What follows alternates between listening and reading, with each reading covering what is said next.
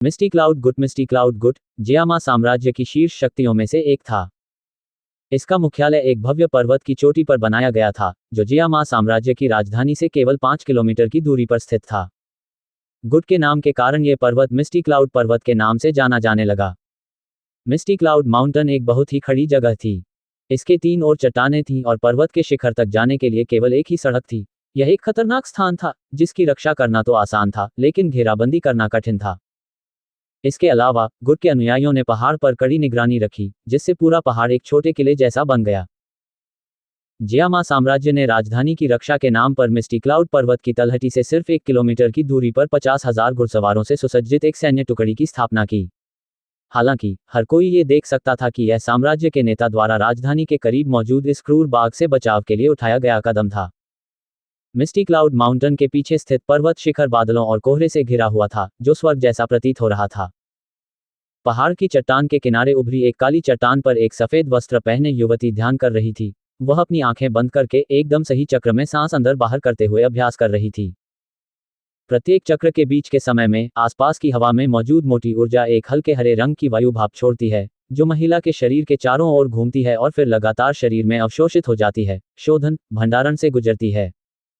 जब हरे रंग की हवा का अंतिम प्रवाह महिला के शरीर में समा गया, तो उसने धीरे से अपनी आंखें खोलीं और उसके पार हरे रंग की एक चमकती हुई किरण दिखाई दी।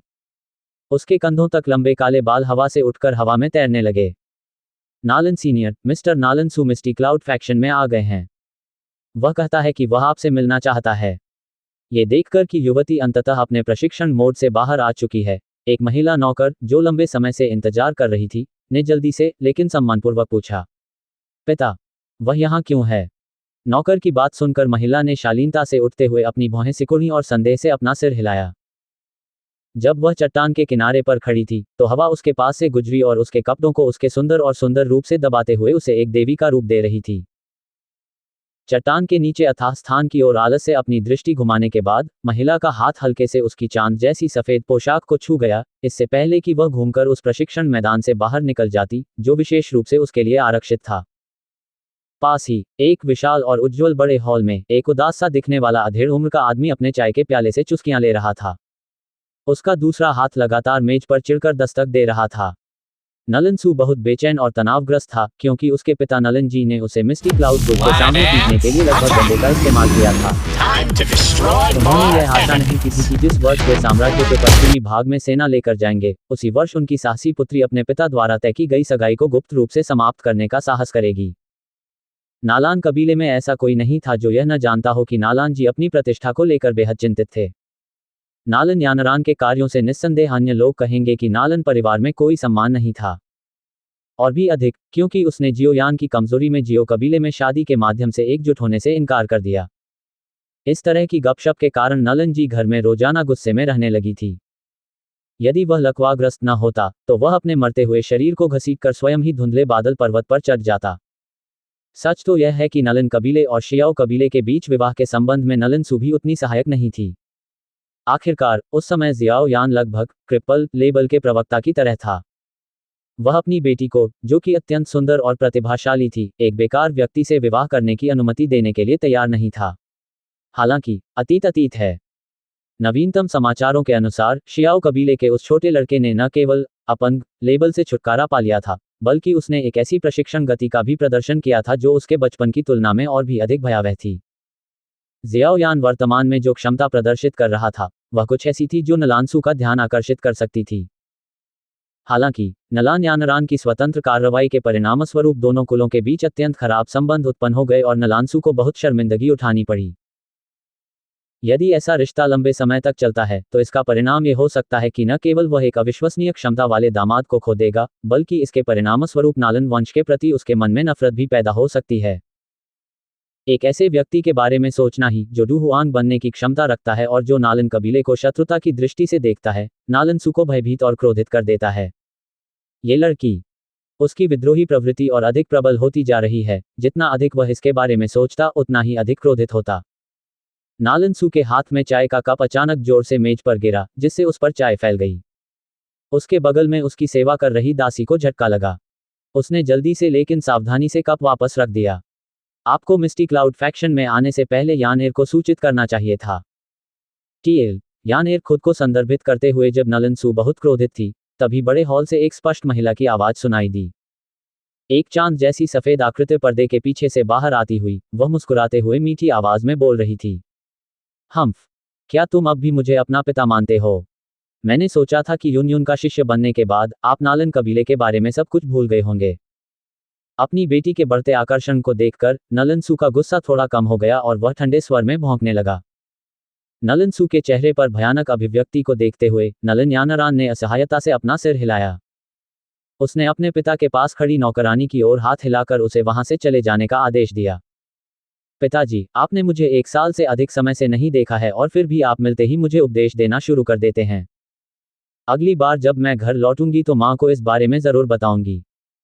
महिला नौकर के जाने का इंतजार करने के बाद नलन यानारान ने तुरंत अपनी नाक उठाई और नलन सू के पास बैठ गई और एक बिगड़ैल बच्चे की तरह गुनगुनाने लगी। घर लौटना? क्या अब भी तुम घर लौटने की हिम्मत रखते हो? उसकी बातें सुनकर नलन सू के मुंह का कोना फटा। अगर तुमने घर लौटने की हिम्मत की तो हम देखेंगे कि तुम्हारे दादा तुम्हारी टांग तोड़ेंगे या नहीं। अपने होठों को एक साथ दबाते हुए नलन यानारान, जो स्थिति से अच्छी तरह वाकिफ थी, नलन सू के शब्दों का अर्थ स्पष्ट रूप से समझ गई। तुम्हें मेरे यहां आने का मकसद पता होना चाहिए, है न? जोरदार तरीके से एक घूंट चाय पीने के बाद नलन सू ने ठंडे भाव से कहा। यह मेरी सगाई टूटने के बारे में है ना? नालन यानारान का नाजुक हाथ उसके लंबे बालों के साथ खेल रहा था और उसने धीमे स्वर में कहा। नलन यानारान के शांत व्यवहार को देखकर नलन सू तुरंत अत्यंत क्रोधित हो गया। उन्होंने जोर से मेज पर हाथ पटकते हुए कहा, शादी एक ऐसी चीज थी जिसका वादा तुम्हारे दादाजी ने व्यक्तिगत रूप से किया था। आपको इसे रद्द करने के लिए किसने कहा? यह मेरी शादी है। मैं आपकी इच्छा के अनुसार नहीं चलना चाहती और आप जिसे भी चुनेंगे उससे विवाह नहीं करना चाहती। मैं अपने सभी व्यवसाय में अपना निर्णय स्वयं लूंगा। चाहे वादा किसने किया हो, मैं बस इतना जानती हूं कि अगर मैं समझौते का पालन करूंगी तो शादी मैं ही करूंगी, दादाजी नहीं। इस मामले को उठाने से नलन यानारान के चेहरे पर नाराजगी झलकने लगी।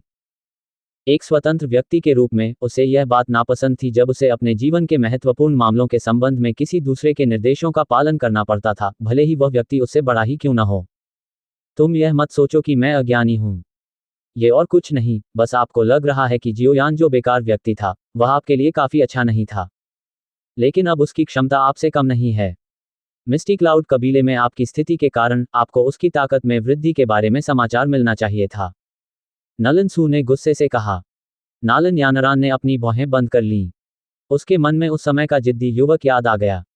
अपने लाल होठों को रोकते हुए उसने उदासीनता से कहा, मैंने वास्तव में उसके बारे में कुछ खबर सुनी है। मुझे उम्मीद नहीं थी कि वह वास्तव में अपंग की उपाधि से छुटकारा पा सकेंगे। इससे मुझे आश्चर्य हुआ है। हैरान, एक शब्द, आश्चर्यचकित और सब ठीक। आपके दादाजी ने आपको भूतान शहर जाने के लिए समय निकालने का आदेश दिया है। ये सबसे अच्छा होगा कि हम माफी मांग लें और इस तनावपूर्ण रिश्ते को सुलझा लें। नालन सू ने अपनी भौहें सिकोड़ते हुए कहा। क्षमा मांगना? बिल्कुल नहीं। ये सुनकर नलन यानारान की भौं अचानक ऊपर उठ गई। बिना किसी हिचकिचाहट के अस्वीकार करते हुए उसने ठंडे स्वर में कहा, हालांकि वह जियोयान अब बेकार नहीं है, फिर भी मैं, नालन यानारान, उससे शादी नहीं करूंगी। माफी मांगने जाने का तो जिक्र भी मत करो। अगर आप चाहें तो अकेले भी जा सकते हैं। किसी भी हालत में मैं भूतान शहर में दोबारा नहीं जाऊंगा। आपके पास नहीं कहने की कोई गुंजाइश नहीं है। ये गड़बड़ी तुम्हारे कारण हुई है, इसलिए तुम्हें ही मेरे पास जाकर इसे साफ करना होगा। ये देखकर कि नलन यानारान ने वास्तव में उसे फटकार लगाई है, नलन सू अचानक बहुत क्रोधित हो गया। मैं नहीं जाऊंगा। ठंडे चेहरे के साथ नलन यानारान ने अपनी बर्फ जैसी सफेद ठोड़ी को ऊपर उठाया। उसके चेहरे पर एक जन्मजात कमजोरी थी। क्या वह जियोयान बहुत सक्षम नहीं है? चूंकि उसने उस समय 3 साल की चुनौती पर सहमत होने का साहस किया था, इसलिए मैं, नलन यानारान, यहाँ मिस्टी क्लाउड गुट में उसे मुझे चुनौती देने की प्रतीक्षा करूंगा। अगर मैं उनसे हार गया तो मैं उनका सेवक बन जाऊंगा और वह जो चाहे कर सकते हैं। हम्फ, अन्यथा मैं किसी भी हालत में माफी नहीं मांगूंगा। कमीने, अगर तुम 3 साल के समझौते के अंत में हार गए और गुलाम बन गए, तो क्या तुम नालन कबीले को शर्मिंदा नहीं करोगे? नलन सू ने गुस्से से डांटा। किसने कहा कि मैं उससे हार जाऊंगा? भले ही जियोयान ने अपनी प्रतिभा वापस पा ली हो, क्या आपको लगता है कि मैं उससे हार जाऊंगा? मिस्टी क्लाउड गुट के पास न केवल कई उच्च स्तरीय क्यूई विधियां हैं, बल्कि उनके पास उच्च स्तरीय डू तकनीकें भी अधिक संख्या में हैं। इसके अतिरिक्त मुझे गोली राजा गुहे ये भी दवा बनाने में मदद कर रहा है। एक छोटे से कबीले के युवा स्वामी के रूप में ये सभी चीजें उसकी पहुंच से बाहर हैं। सीधे शब्दों में कहें तो उच्च स्तरीय डू तकनीक या क्यूई विधि खोजने में ही उन्हें कई दशक लग सकते हैं। नालासू द्वारा उपेक्षित किए जाने के बाद नलान यानरान उस बिल्ली की तरह हो गई जिसकी पूंछ पर पैर रखा गया हो। उसे सबसे अधिक घृणा इस बात से होती थी कि दूसरे लोग ये कहते थे कि उसकी तुलना उस अपंग से नहीं की जा सकती जिसे वह तुच्छ समझती थी। टीएल ये वह बुजुर्ग जो पुरुष है और ये कहने वाले व्यक्ति के करीब है अपनी बेटी को अपने सामने शोर मचाते देख नलन क्रोध से भड़क उठा। वह अचानक खड़ा हो गया और अपना हाथ उठाकर नलन यानरान को थप्पड़ मारने के लिए तैयार हो गया। भाई नालन, कृपया लापरवाह मत बनो। नालन सू की हरकतों पर नजर डालते हुए एक सफेद आकृति तेजी से हॉल में आए और नालन यानरान के सामने रक्षात्मक मुद्रा में खड़ी हो गई। ये तुम कमीने, मुझे बताया गया कि पिछली बार जब वह जियाओ कबीले में गई थी तो आप ही उसके साथ थे। उस व्यक्ति को अपने रास्ते में रोकते देख नलन सू और भी क्रोधित हो गया तथा उसने उसे बुरी तरह डांटा। शर्मिंदगी भरी मुस्कान के साथ गेया ने कड़वाहट से कहा, यह गुट के नेता का निर्णय था। मैं भी इस बारे में कुछ नहीं कर सकता। युन क्या कर रहा है? क्या उसने सचमुच यानरान को ये मूर्खतापूर्ण काम करने दिए? अगर वह 3 साल बाद जियाओ यान से हार गई तो क्या उसे किसी की गुलाम नहीं बनना पड़ेगा? गुट नेता, ये 2 शब्द सुनकर नालन सू का मन थोड़ा शांत हुआ। हालांकि उसकी आवाज अभी भी गुस्से से भरी हुई थी। आखिरकार जिस किसी ने पलक झपकते ही अपने महान क्षमतावान दामाद को खो दिया हो और उसी व्यक्ति को अपना दुश्मन बना लिया हो, उसे अच्छा नहीं लगेगा। भाई नालन, आपको चिंता करने की जरूरत नहीं है। यह मामला तो पहले ही हो चुका है, तो इस पर बहस करने का क्या मतलब है? और अगर आप यानरान से माफी भी मंगवा लेते हैं तो भी दोनों कुलों के बीच संबंधों को सुधारना मुश्किल होगा, तो आप क्यों जाकर अपमानित होना चाहते हैं? जहां तक 3 साल के वादे का सवाल है, आपको इसकी चिंता करने की जरूरत नहीं है। गुट का नेता दवा की अंतिम सामग्री तैयार करने के लिए व्यक्तिगत रूप से पहाड़ से चला गया है।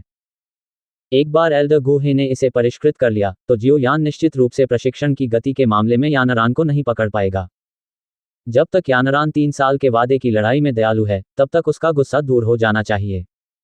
गेया ने मुस्कुराते हुए कहा, किस तरह की दवा का ऐसा असर होता है? नालन सू ने भौहें सिकोड़ते हुए पूछा। काका, यह मैं नहीं कह सकता।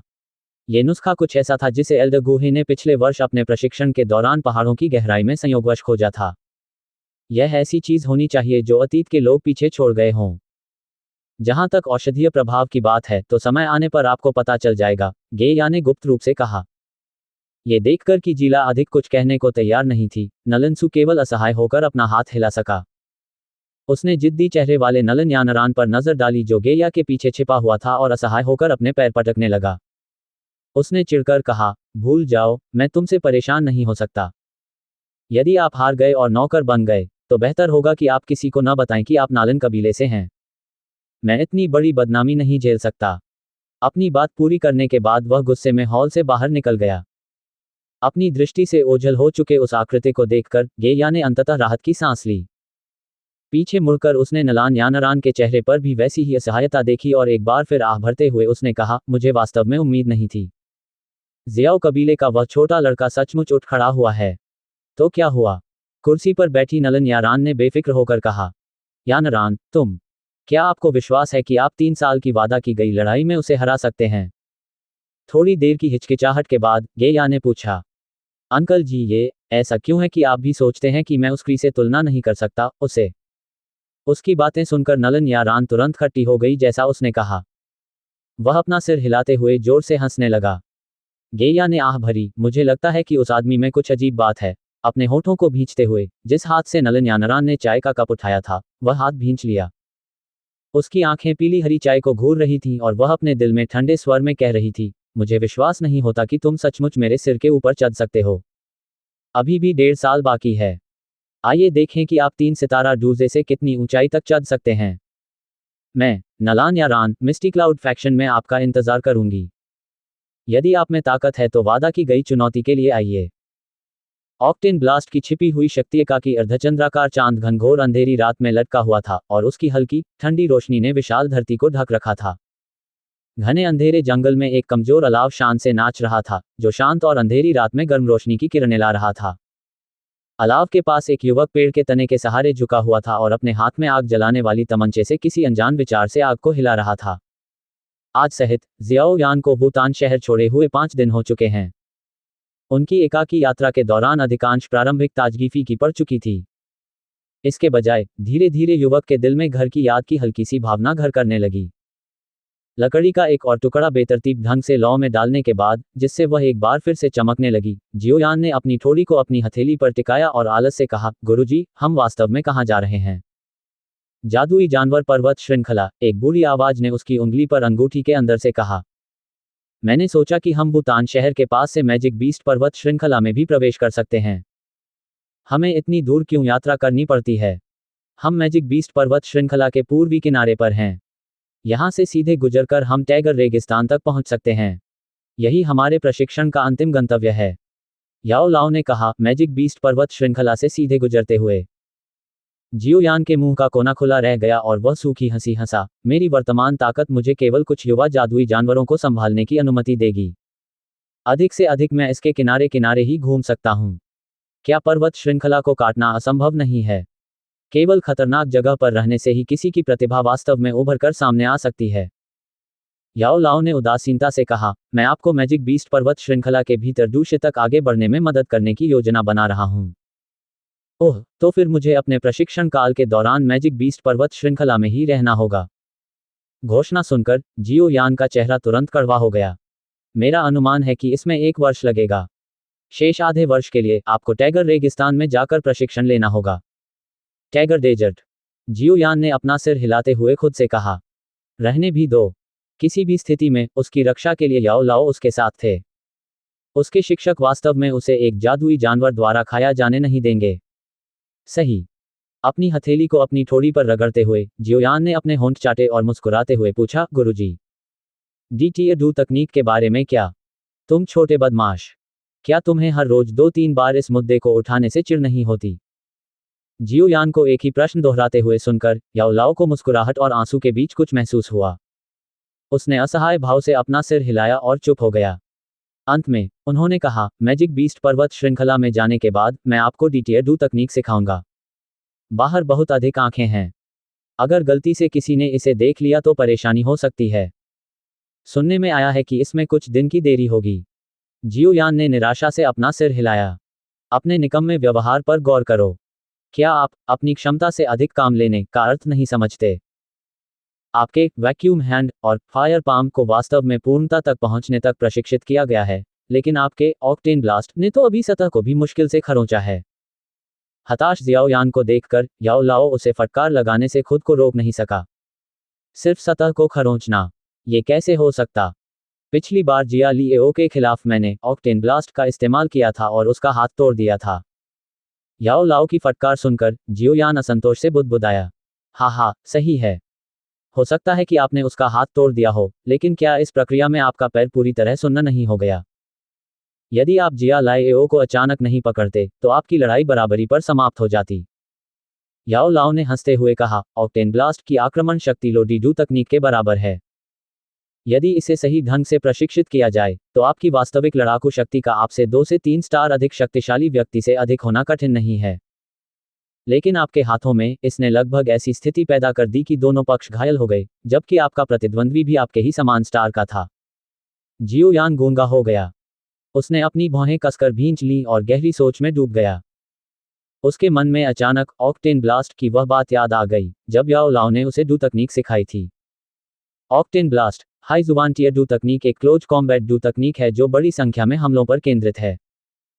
जब इसमें महारत हासिल कर ली जाती है, तो इसका विस्फोट 8 स्पंदनों से मिलकर बनता है जो एक लोडीडू तकनीक के बराबर आक्रमण शक्ति के साथ जुड़ जाते हैं। प्रशिक्षण के दौरान 8 अलग अलग शक्तियों को उत्तरोत्तर संचित किया जाना चाहिए। वास्तव में आपने कितनी शक्तियों पर नियंत्रण पा लिया है? हाँ, ऐसा लगता है कि सतह पर मौजूद बल के अलावा कोई भी छिपा हुआ बल नहीं है ना? याओ लाओ ने भावशून्य भाव से कहा, यदि आप सतह पर मौजूद बल के ऊपर गुप्त रूप से एक और बल जोड़ सकते हैं, तो आप उस समय जिया लाएओ के साथ लड़ाई में उसे आश्चर्यचकित कर सकते थे और आपको इतनी मुश्किल स्थिति का सामना नहीं करना पड़ता। आप छिपी हुई शक्ति को कैसे प्रशिक्षित करते हैं? उसका चेहरा धीरे धीरे प्रभावशाली होता गया क्योंकि जियोयान को अंततः इस महत्वपूर्ण समस्या का एहसास हुआ जिसे उसने नजरअंदाज कर दिया था।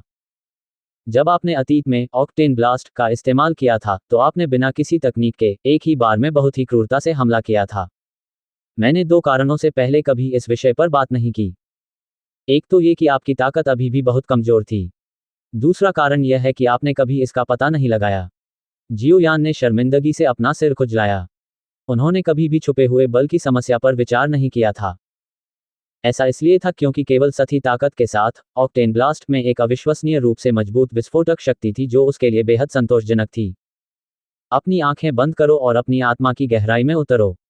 याओ लाओ ने चुपचाप आदेश दिया, जिससे जियोयान ने जल्दी से अपने पैरों को पार किया और प्रशिक्षण मुद्रा अपना ली। अलाव के पास युवक ने धीरे से अपनी आंखें बंद कर लीं और आसपास का वातावरण एक बार फिर शांत हो गया। चारों ओर केवल जलाओ लकड़ी की हल्की चरचराहट और कीड़ों की धीमी झनकार वाली आवाज थी। काफी देर तक चुप्पी जारी रहने के बाद जियोयान, जिसने अपनी आंखें बंद कर ली थीं, ने अचानक उन्हें खोल दिया। वह थोड़ा सा भौचक्का हो गया और अपने दिल में याओ लाओ के साथ हुई बातचीत पर विचार करने लगा। एक लंबी चुप्पी के बाद जियोयान ने धीरे से अपनी भौहें ढीली कर दीं। उसने थोड़ा सिर हिलाया और अपनी मुट्ठी कस ली, जहां एक हल्के पीले रंग की डुक्यू इकट्ठा हुई। कुछ देर की शांति के बाद उसकी मुट्ठी एक विशाल वृक्ष के तने पर जोर से टकराए और वह धीरे से रोने लगा। Octane blast. टकराना। इसके बाद एक जोरदार आवाज आई। जिस स्थान पर उसकी मुट्ठी टकराई थी, वहां एक छोटा सा छेद बन गया था और उसमें कुछ दरारें फैल गई थीं। टकराना। पिछली आवाज के शांत होने के कुछ ही देर बाद पेड़ के तने के भीतर से एक और धीमी सी धमाके जैसी आवाज सुनाई दी। का दूसरी धीमी ध्वनि के साथ आया बल सीधे पेड़ के तने में गहराई तक स्थानांतरित हो गया। कुछ ही क्षण बाद अचानक वह अंदर से फट गया। इस गुप्त शक्ति से क्षतिग्रस्त होने पर विशाल वृक्ष का तना डगमगाने लगा, ऐसा प्रतीत होने लगा कि वह गिरने वाला है। अध्याय 118 जीवन या मृत्यु से बचना। क्या कितनी मजबूत छिपी हुई शक्ति है। अध्याय 100 कई गुना बढ़ती हुई विनाशकारी शक्ति को देखकर जियोयान पूरी तरह से स्तब्ध रह गया। यद्यपि इस छिपी हुई शक्ति ने उसकी 1/3 डुक्यूई को नष्ट कर दिया, लेकिन इसका प्रभाव स्पष्ट रूप से नष्ट हुई डुक्यूई से कहीं अधिक था। छिपे हुए बल के साथ एक ऑक्टेन ब्लास्ट वास्तव में डीटीए तकनीक के लिए एक मैच के रूप में वर्णित किया जा सकता है। जियोयान ने आश्चर्य से आह भरी और धीरे से अपनी मुट्ठी वापस खींच ली। बुरा नहीं है, पहली कोशिश में ही छिपी हुई शक्ति को मुक्त करने में सक्षम होना। हालांकि ये स्पष्ट रूप से सुचारू नहीं है और छुपे हुए बल को विस्फोट करने में बहुत अधिक समय लगा। इस दौरान यदि आपके प्रतिद्वंद्वी की इंद्रियां तेज हैं, तो वह इस छिपी हुई शक्ति को विस्फोट होने से पहले ही खत्म कर सकेगा। याओ लाओ ने बोलने से पहले इस तरह से प्रशंसा गीत गाया जिससे ये प्रतीत हुआ कि इसमें छोटी छोटी खामियां थीं। हाँ, ये ठीक है। ये केवल पहली बार है। जब तक मैं और अधिक अभ्यास करता रहूंगा, मुझे विश्वास है कि मैं उस समय को नियंत्रित करने में सक्षम हो जाऊंगा जब छिपी हुई शक्ति विस्फोट करेगी। जियोयान ने जल्दी से कुछ तेज घूंसे मारे। आज छिपी हुई ताकत के साथ उसकी सफलता ने जियोयान की लड़ाकू क्षमता को काफी हद तक बढ़ा दिया था। साथ ही इसने जियोयान को आत्मविश्वास और खुशी भी दी थी। अपना सिर हिलाते हुए याओ लाओ ने एक पल के लिए हिचकिचाते हुए कहा, हालांकि फ्लेम मंत्र में विकसित होने की अजीब क्षमता है, लेकिन इस क्यूई विधि का शुरुआती स्तर बहुत कम है। आपके शरीर के अंदर मौजूद डू क्यूई आपको केवल कुछ बार ही छिपी हुई शक्ति का उपयोग करने के लिए पर्याप्त सहायता प्रदान कर सकता है। यदि भविष्य में तुम्हें दूसरों से लड़ना पड़े तो तुम्हें एक ही बार में मारना होगा। इस ऑक्टेन ब्लास्ट का मतलब एक तेज गड़गड़ाहट जैसी मारक डू तकनीक है। जियोयान ने गंभीरता से सिर हिलाया। वह अपनी कमजोरी को स्पष्ट रूप से समझता था, जो कि कम सहनशक्ति या डुक्यूई थी। यदि वह अपने प्रतिद्वंद्वी को उसकी डुक्यूई समाप्त होने से पहले पराजित करने में असमर्थ रहा, तो हारने वाला वह होगा। ऐसा लगता है कि मुझे आपके डुक्यूई प्रशिक्षण को गति देने के तरीकों के बारे में सोचने की जरूरत है। एक बार जब हम मैजिक बीस्ट पर्वत श्रृंखला में प्रवेश कर जाएंगे, तो मैं आपको कुछ दुर्लभ औषधीय पौधों की खोज करने के लिए मार्गदर्शन करूंगा जो कि दवा को परिष्कृत करने के लिए आवश्यक हैं। इस समय आपको अपनी प्रतिभा पर भरोसा करने के अलावा चिकित्सा सहायता की भी आवश्यकता है। याओ लाओ ने गहराई से कहा। जियोयान मुस्कुराया। उन्होंने अचानक अपनी भौहें उठाईं और कहा, नालन्यानरान भी प्रशिक्षण की इस पद्धति का उपयोग कर सकता है। हाँ, तो क्या हुआ? जियामा साम्राज्य में गोहे की कीमिया कौशल को सर्वश्रेष्ठ माना जाता है। हालांकि मेरी नज़र में वह कुछ भी नहीं है। कीमिया कौशल में मेरे साथ प्रतिस्पर्धा। इस पूरे डुक्वी महाद्वीप में आपको 5 ऐसे लोग भी नहीं मिलेंगे जो ऐसा कर सकें। याओ लाओ ने विनम्रता से कहा। उसकी विनम्रता भरी आवाज में अहंकार और तिरस्कार छिपा था। जियाओयान ने अपनी नाक रगड़ी। याओ लाओ की पृष्ठभूमि के बारे में थोड़ा उत्सुक महसूस किया। अरे हाँ, ये चीज ले जाओ। अब से तुम्हें इसे नीचे रखने की अनुमति नहीं है, यहां तक कि सोते समय भी नहीं। याओ लाओ कुछ क्षण के लिए चुप रहा, तभी अचानक एक बड़ी काली वस्तु पुरानी अंगूठी से बाहर निकली और जमीन पर गिरकर धूल का ढेर उड़ा दिया। ओह! जियो यान ने उस काले रंग की वस्तु को घूर कर देखा जो उसके बराबर लंबी थी। उसके माथे पर ठंडा पसीना आ गया और उसने अपनी लार निगलते हुए कहा, ये किस लिए है? ये काले उल्कापिंड धातु से बना है और संभवतः पूरे महाद्वीप में एकमात्र है। इसे न केवल तोड़ना बहुत कठिन है, बल्कि यह बहुत भारी भी है। सबसे महत्वपूर्ण बात यह है कि इसका व्यक्ति के डूक्यूई को दबाने का एक अजीब प्रभाव है। यदि आप इसके दमन में रहने के आदी हो सकते हैं, तो जब आप भविष्य की लड़ाइयों में इसे हटाएंगे, तो इसे हटाने के बाद आपकी ताकत सभी को चौंका देगी। याओ लाओ ने देर से स्पष्टीकरण देते हुए मुस्कुराते हुए कहा, ऑडिटियर डू तकनीक जो मैं आपको भविष्य में सिखाऊंगा, वह इसी से संबंधित है। रक्तकमल सार चिलचिलाती धूप और उच्च तापमान के कारण जमीन की सतह फटने लगी। जब तलवे पर कठोर मिट्टी पड़ती तो अचानक गर्म लहर तलवों में प्रवेश करती, जिससे यात्री पसीने से तरबतर हो जाते और भयानक मौसम को कोसते रहते। चौड़ी पीली सड़क पर साधारण कपड़े पहने एक युवक पसीने से तरबतर होकर चलने में संघर्ष कर रहा था।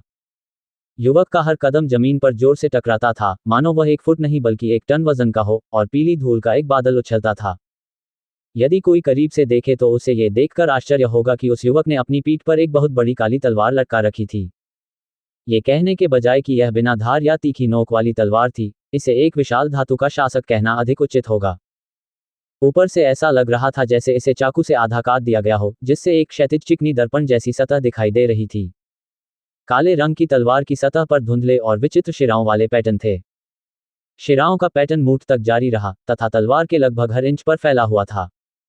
इन पैटर्नों ने रूलर को एक विशेष रहस्यमयता प्रदान की, जो इसके सादे काले रंग पर हावी हो गई।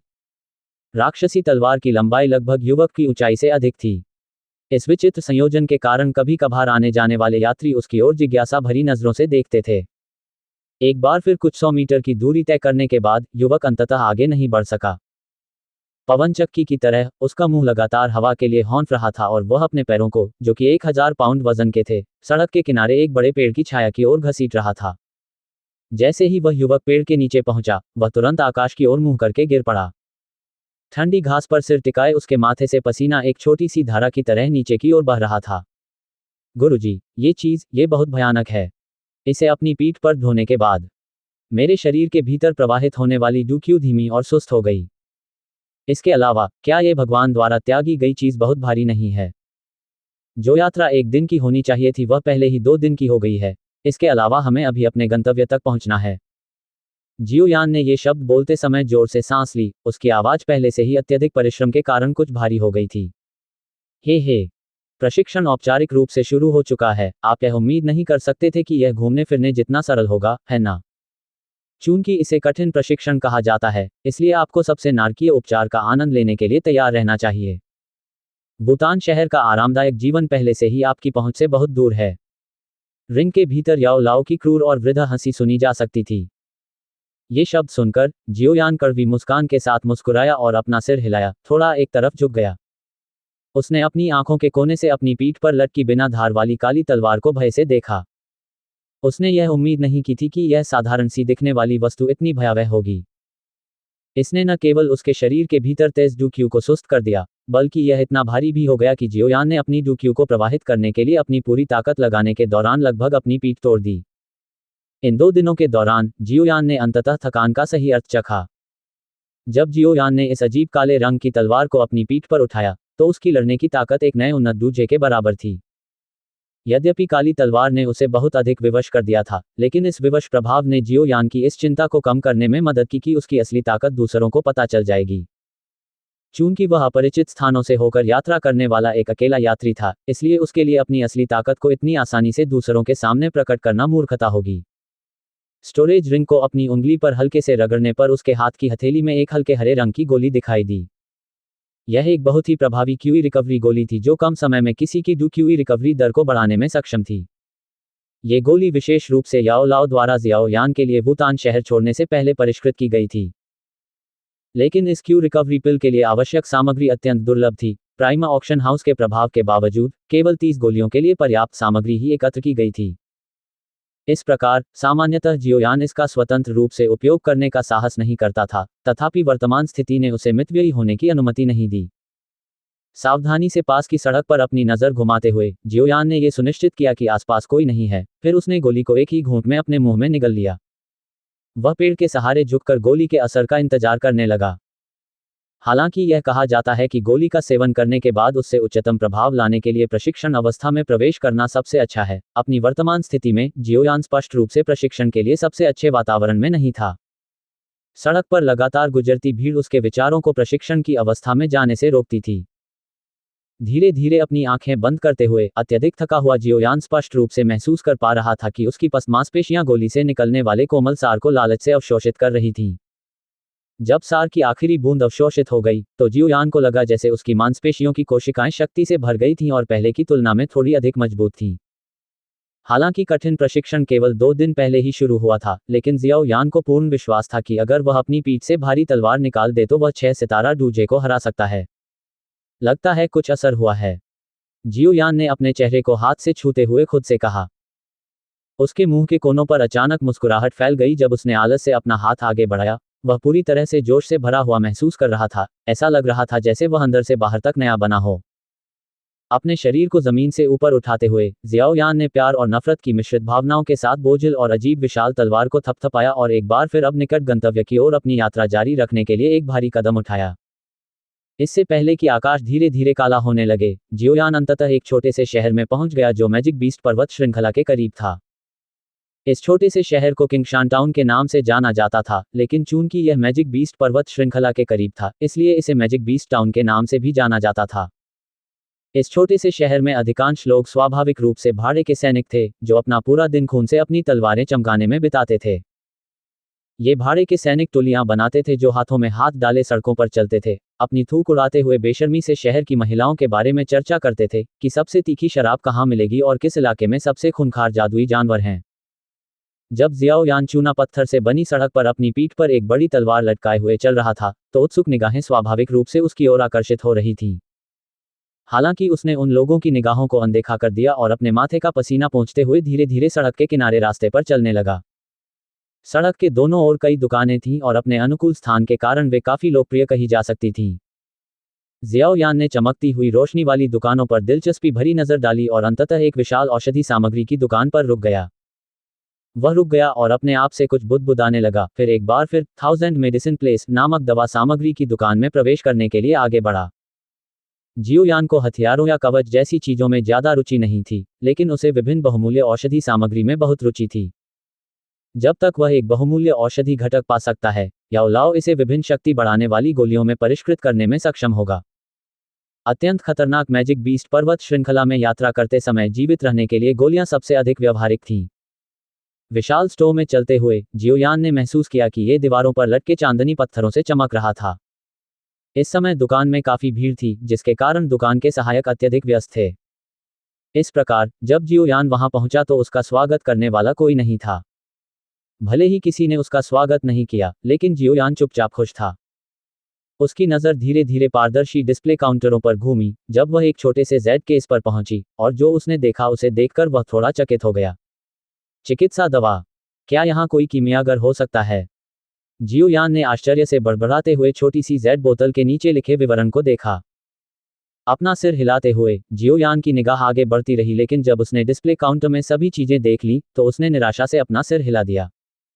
हालांकि वहां कुछ मध्यम श्रेणी की दवा सामग्री थी, लेकिन वे अब जियोयान के लिए ज्यादा उपयोगी नहीं थीं। जैसे ही जियोयान खाली हाथ जाने के लिए तैयार हुआ, उसकी इधर उधर घूमती निगाह अचानक रुक गई। जियोयान की नज़र पारदर्शी डिस्प्ले केस के माध्यम से एक कोने में एक हल्के पीले रंग की वस्तु को घूरने लगी। काफी समय बीतने के बाद वह अपने होठों को चाटने लगा और बेपरवाही से उस वस्तु की ओर बढ़ने लगा। उसने अपना सिर एक बार फिर से हल्के पीले रंग की वस्तु को देखने के लिए झुकाया। खांसी? क्या मैं इस वस्तु को बाहर निकालने में आपकी मदद कर सकता हूं? धीरे धीरे अपनी लालची और उत्तेजित निगाहों को हटाते हुए जियोयान ने एक पुरुष दुकान सहायक की ओर अपना सिर उठाया और मुस्कुराते हुए कहा। बुलाए जाने पर युवा दुकान सहायक ने सादे कपड़े पहने जियोयान की ओर एक नज़र डाली और फिर उस वस्तु पर नज़र डाली जिसे उसने मांगा था। ये पता चलने के बाद कि यह सबसे निम्न श्रेणी का पीला कमल सार था, युवा दुकान सहायक ने अधीरता से अपने होंठ सिकोड़ लिए। कठोर चेहरे के साथ उसने प्रदर्शन केस से आइटम निकाला। पीला कमल सार, निम्न स्तर की दवा सामग्री, 100 स्वर्ण। दुकान सहायक के भेदभावपूर्ण रवैये की परवाह न करते हुए जियोयान ने मन ही मन उपहास किया। उन्हें वह पदार्थ मिला जो सबसे निम्न श्रेणी का पीला कमल सार माना जाता था और उन्होंने चुपके से अपने नाखून को धीरे से पीले कमल सार की सतह पर खींचा। पीली सतह से थोड़ा सा गहरा रक्त जैसा लाल रंग प्रकट हुआ। जैसे ही उसने लगभग छिपे हुए गहरे लाल रंग को देखा, जियोयान की आंखों के कोने थोड़े से फड़क उठे। कुछ ही देर बाद, अपने इरादे को उजागर न करने की कोशिश करते हुए, उसने अपनी नाक रगड़ी और अपनी उंगली पर लगे खून की अजीब गंध को गहरी सांसों के साथ अंदर लिया। तुरंत ही उसकी आंखों की गहराई में एक असाधारण चमक उभर आई। निश्चित रूप से, ये रक्त कमल सार है। जैसे ही जियोयान का दिल उत्साह में तेजी से धड़क रहा था, याओ लाओ की थोड़ी आश्चर्यचकित आवाज अचानक जियोयान के विचारों में गूंज उठी। छोटे बच्चे, तुम्हारी किस्मत खराब नहीं है, तुम वास्तव में ऐसी दुर्लभ औषधीय जड़ी बूटी खोजने में कामयाब रहे। परी डॉक्टर रक्त कमल सार एक अत्यंत दुर्लभ उच्च श्रेणी का औषधीय घटक था। इस तरह का औषधीय घटक आमतौर पर पीले कमल सार के साथ विकसित होता है। इसकी दुर्लभता और पीले कमल सार के समान दिखने के कारण इससे अपरिचित किसी भी व्यक्ति के लिए दोनों के बीच अंतर करना कठिन हो जाता था। यदि याओ लाओ ने पहली बार इस वस्तु को देखकर आश्चर्य व्यक्त नहीं किया होता, तो उसके जैसा नौसिखिया कभी यह पता नहीं लगा पाता कि यह साधारण दिखने वाली चीज वास्तव में एक दुर्लभ औषधीय घटक थी जिसकी वह खोज कर रहा था। ब्लड लोट्स एसेंस पिल बनाने में ब्लड लोट्स एसेंस भी प्रमुख सामग्री में से एक था। रक्त कमल सार गोली की बात करते समय यह भी आवश्यक था कि अजीब क्यूई तकनीक लौ मंत्र को सामने लाया जाए जिसका अभ्यास जियोयान कर रहा था। यह ज्ञात होना चाहिए कि ज्वाला मंत्र के विकास के लिए दिव्य ज्वाला की आवश्यकता होती है। हालांकि स्वर्गीय ज्वाला को निगलना सुरक्षित नहीं था। स्वर्गीय ज्वाला अत्यंत हिंसक थी और इसमें भयानक विनाशकारी गुण भी थे। यहां तक कि विशेष धातुएं जो अपनी कठोरता के लिए प्रसिद्ध हैं, वे भी स्वर्गीय ज्वाला के उच्च तापमान पर जलने पर टिक नहीं पाती, किसी व्यक्ति का शरीर तो और भी अधिक। इस प्रकार दिव्य ज्वाला को सफलतापूर्वक शरीर में भस्म करने, उसे परिष्कृत करने और फिर अवशोषित करने के लिए कुछ अत्यंत बोझिल चीजें तैयार करनी होंगी। ये रक्त कमल सार गोली उनमें से सबसे महत्वपूर्ण थी। ब्लड लोट्स एसेंस पिल का सेवन करने के बाद व्यक्ति के शरीर पर एक अजीब सी खूनी परत बन जाती है। ये रक्तिम परत अत्यधिक गर्मी को सहन कर सकती है। केवल इसकी सहायता से ही कोई व्यक्ति स्वर्गीय ज्वाला के करीब पहुंच सकता है और अगला कदम उठाने का अवसर तलाश सकता है। जियोयान ने वुतान शहर में उन आवश्यक वस्तुओं की तलाश करने की कोशिश की थी जिनके बारे में याओ लाओ ने उसे बताया था, लेकिन कोई फायदा नहीं हुआ। उन्होंने यह उम्मीद नहीं की थी कि नई जगह पहुंचने के कुछ समय बाद ही उन्हें सौभाग्य से ये दुर्लभ रक्त कमल सार मिल जाएगा। जियोयान की महान मानसिक शक्ति ने उसे अपने दिल में चरम खुशी को पूरी तरह से छिपाने की अनुमति दी और दुकान सहायक की अधीर आंखों के नीचे वह बेतरतीब ढंग से उसके सामने रक्त कमल सार के साथ खेलता रहा। कुछ देर चुप रहने के बाद उसने मुस्कुराते हुए पूछा, क्या इस स्टॉप पर और भी पीला कमल सार है? मैं थोक में खरीदना चाहूंगा। ये सुनकर दुकान का सहायक थोड़ा हैरान हुआ। उसने संदेह भरी नजरों से जियोयान को देखा। यद्यपि पीले कमल सार की कीमत केवल 100 स्वर्ण मुद्रा प्रति टुकड़ा थी, लेकिन यदि इसे थोक में खरीदा जाता तो भी इसकी कीमत काफी अधिक होती। जब उसकी संदिग्ध निगाह जियोयान की उंगली पर लगी स्पेस रिंग पर गई, तो दुकान सहायक के चेहरे पर आई शंकाएं तुरंत गायब हो गईं और उसकी जगह एक चापलूसी भरी मुस्कान आ गई। मिस्टर, कृपया एक क्षण प्रतीक्षा करें। मैं तुरंत जाकर उन्हें ले आऊंगा। जियोयान ने मुस्कुराते हुए सिर हिलाया। उसने अपने हाथ में मौजूद दुर्लभ रक्त कमल सार पर अपना ध्यान केंद्रित नहीं किया, इसके बजाय उसने काउंटरटॉप पर अन्य चीजों की खोज की, ऐसा अभिनय किया जैसे कि कुछ भी नहीं हुआ था। दुकान सहायक के जाने के कुछ देर बाद वह जल्दी से वापस लौटा और अपने हाथ में लिया हुआ छोटा लकड़ी का बक्सा काउंटरटॉप पर रख दिया। उन्होंने मुस्कुराते हुए कहा, श्रीमान, यहाँ 53 पीले कमल के सार हैं। क्या आप उन सभी को खरीदने की योजना बना रहे हैं? जियोयान मुस्कुराया लेकिन कोई जवाब नहीं दिया। उसकी नज़र लकड़ी के बक्से में रखे पीले कमल के सार पर पड़ी।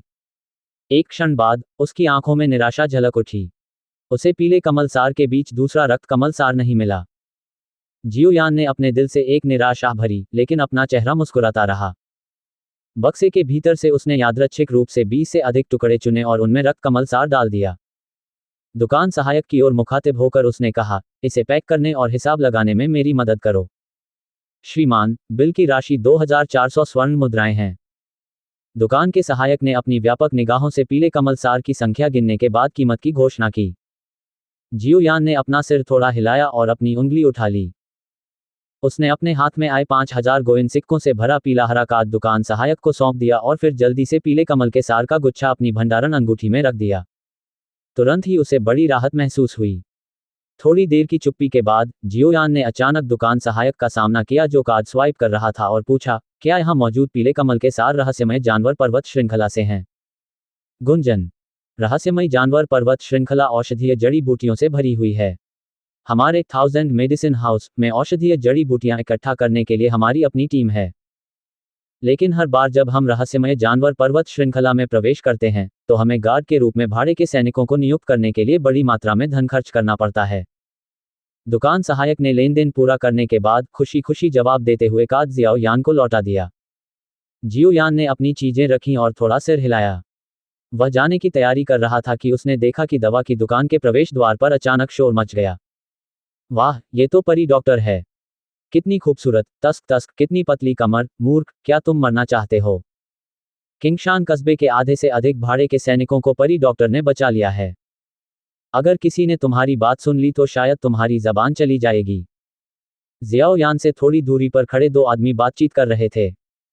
जब उनमें से एक ने कुछ गंदे शब्द कहे तो उसके साथी ने तुरंत उसे शांत उपदेश देकर रोक दिया। अध्याय 118 जीवन या मृत्यु से बचना। मैं तो बस बकवास बोल रहा था।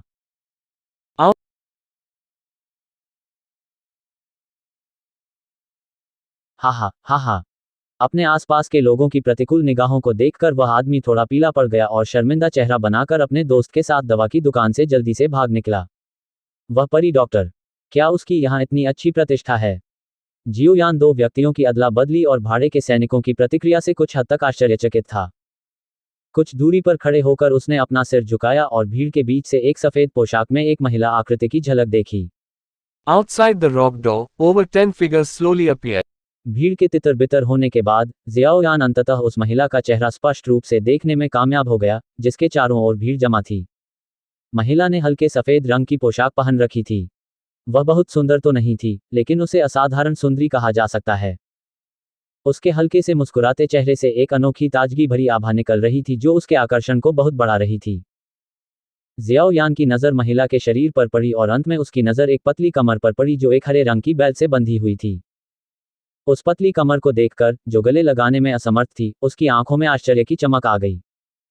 जियाओ यान जिन महिलाओं को जानता था उनमें से जुनैर अपनी सुंदरता और रहस्य के कारण सबसे अधिक आकर्षक थी, जिसमें कोई दोष नहीं ढूंढ सकता था। याफी एक शानदार, आकर्षक महिला थी और जियाओ यू के पास उसकी लंबी सेक्सी टांगें थीं, जिन्हें जियाओ यान की आंखें हर बार देखने पर उन्हें घूरने से खुद को रोक नहीं पाती थीं। दूसरी ओर, उसके सामने सफेद वस्त्र पहने जो महिला खड़ी थी, उसकी कमर सबसे पतली और नाजुक थी। जियो यान ने आश्चर्यचकित होकर अपने होठों को चटकाया। उसके बगल में दुकान का सहायक धीमी आवाज में हंसा, परी डॉक्टर एक चिकित्सक है जिसे हमारे 1000 दवा घर द्वारा विशेष रूप से काम पर रखा गया था। किंगशान कस्बे में बहुत से लोग हैं जो उसे पसंद करते हैं। यदि परी डॉक्टर हमारे साथ होती जब हम औषधीय जड़ी बूटियां इकट्ठा करने के लिए रहस्यमयी जानवर पर्वत श्रृंखला पर जाते, तो सभी भाड़े के सैनिक अपना वेतन न्यूनतम तक कम कर देते और कभी कभी उपलब्ध पदों के लिए आपस में लड़ते भी। चिकित्सक।